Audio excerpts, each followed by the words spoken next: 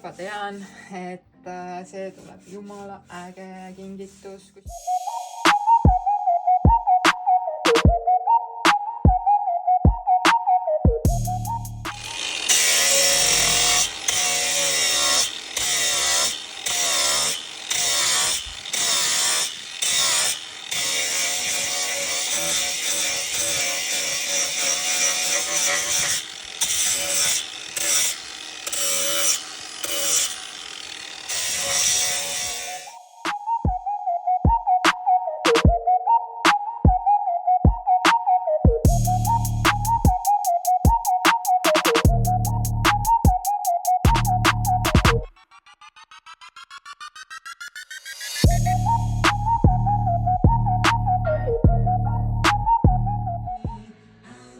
Selline piipoi.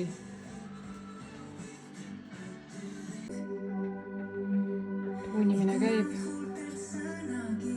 Selle jaoks ma kasutan siis Rubio enda Bricolorisi Intense Black tooni. Ja vaatame, mis meil siit siis välja tuleb. Wow.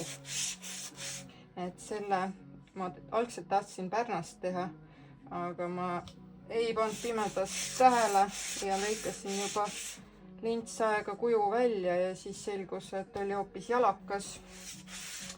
Selles suhtes jalakast võib ka teha, aga Pärnu oleks mul lihtsalt lihtsam nagu voolida olnud, et selle jalakaga ma nägin ikkagi üsna kurja vaeva, et teda siis vormi saada. Meie saunakibu siis, et paneks ta nüüd siis õli alla ka. Et Rubiol on muidu see segamisvahemik on 3 osa õli, 1 osa kinnitit nagu milliliitrite järgi.